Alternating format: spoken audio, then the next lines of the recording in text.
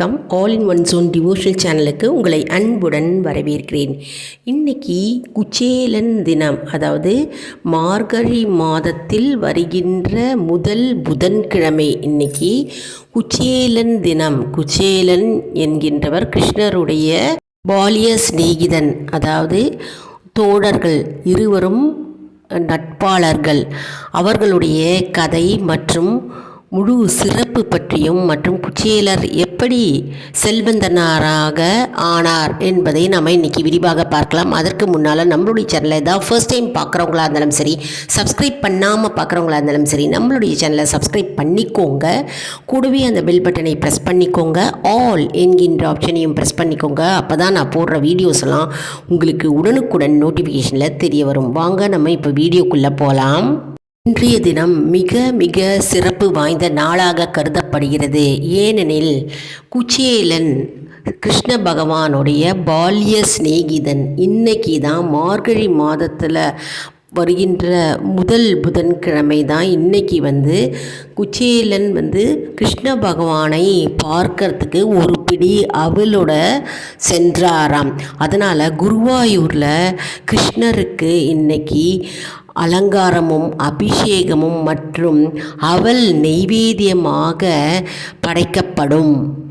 ஒரு பிடி அவலை எடுத்துட்டு போய் கிருஷ்ண பகவானை சந்திக்கிறதுக்காக காத்துட்டு நின்னாராம் குச்சேலன்.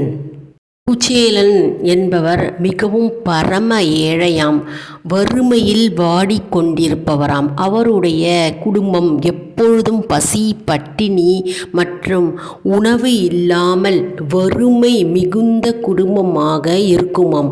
அப்படி பட்சத்தில் ஒரு நாள் குச்சேலன் ஒரு பிடி அவலை எடுத்துட்டு குருவாயூரில் இருக்கின்ற கிருஷ்ணரை பார்ப்பதற்காக சென்றாராம்.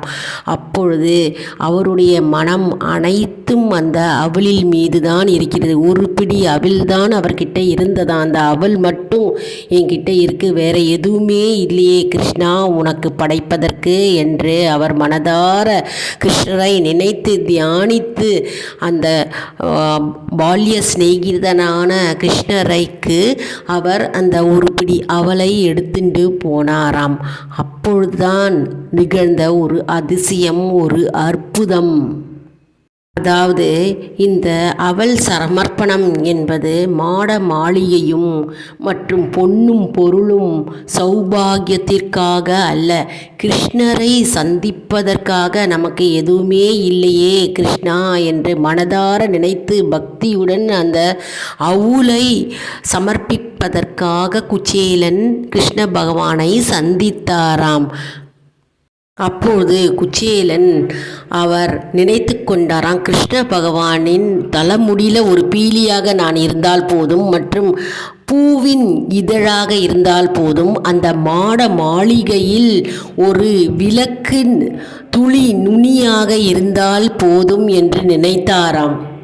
அந்த துவாரகையில் இருக்கும் ஒரு சிறு மணியாக இருந்தாலே போதும் மற்றும் அவர்கள் சமர்ப்பிக்கும் அந்த பாயாசத்தில், அதாவது பால் பாயாசத்தில் நாம் ஒரு இனிப்பாக இருந்தால் கூட போருமே, இப்படிப்பட்ட அருமையான மாளிகை அமைந்திருக்கிறதே என்று மனதார நினைத்தாராம். ஆனால் தான் பேராசைப்பட்டு நாம் மாளிகை வேண்டும் மற்றும் தங்கம் பொருள் வேண்டும் என்று அவர் ஆசைப்படவில்லையாம்.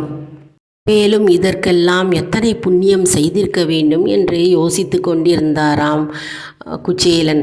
மற்றும் அவர் எத்தனை ஜென்மங்கள் நாம் காத்திருக்க வேண்டும் என்று நினைத்து கொண்டிருந்தாராம். உடனே அந்த அவுலை சமர்ப்பித்தவுடன் அந்த அவுல் என்ன ஆயிற்று, கிருஷ்ண பகவான் மனதார அந்த அவலை ஏற்றுக்கொண்டாராம். அதாவது வறுமையில் வாடிக்கொண்டிருக்கின்ற அந்த குச்சேலன் ஒரு பிடி அவுலை கொடுத்து கிருஷ்ண பகவானை மனதார நினைத்து சமர்ப்பித்தவுடன் அவருடைய வீடு மாளிகையாகவும் மற்றும் அவருக்கு பொன்னும் பொருளும் ஆபரணமும் ஏராளமாக கிடைத்ததாம் மற்றும் அவன் செல்வந்தனாக மாறிவிட்டாராம்.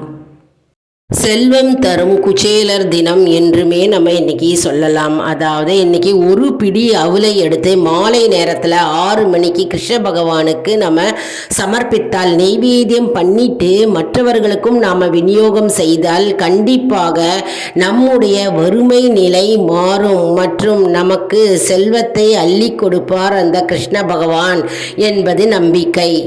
அதனால் இந்த ஒரு பொருளை இன்னைக்கு நம்ம அவல் பாயசமாக நம்ம கிருஷ்ண பகவானுக்கு நாம் நெய்வேத்தியமாக படைத்தால் நம்முடைய நிலை மாறும் மற்றும் நமக்கு கிருஷ்ண பகவானின் அருள் பரிபூர்ணமாக கிடைக்கும் என்பது நம்பிக்கை.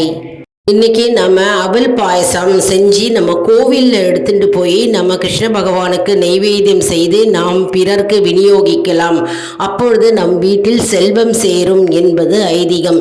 வீட்டிலையும் நம்ம நெய்வேத்தியம் செய்யலாம். இதை மற்றவர்களுக்கும் நாம் இன்னைக்கு தரலாம். அதனால் இன்னைக்கு குச்சேலர் தினத்தை நாம் மறந்து விடக்கூடாது. எப்படி அந்த குச்சேலர் ஒரு பிடி அவுலை எடுத்துக்கொண்டு கிருஷ்ண பகவானை ஆசையுடனும் அன்புடனும் பக்தியுடனும் தன்னுடைய பால்ய தோழனை பார்க்க சென்றாரோ, வெறும் அவுல் பிடி தான் இருக்குது, ஒரே ஒரு பிடி தான், அதுவும் அவுல் இருக்குது, என்கிட்ட எதுவுமே இல்லையே கிருஷ்ணா என்று மனதார கிருஷ்ணா கிருஷ்ணா கிருஷ்ணா என்று கூறிக்கொண்டே அவரை பார்க்க அவர் சென்றாரோ, அதே போல் நம்முடைய வாழ்க்கையும் மாறும். நாம் மனதார பக்தியுடனும் நம்பிக்கையுடனும் நாம் கிருஷ்ணரை அழைத்தால் கண்டிப்பாக நமக்கு செவி கொடுத்து நம்முடைய வேண்டுதல்களை அப்படியே நிறைவேற்றி கொடுப்பார் அந்த கிருஷ்ண பகவான்.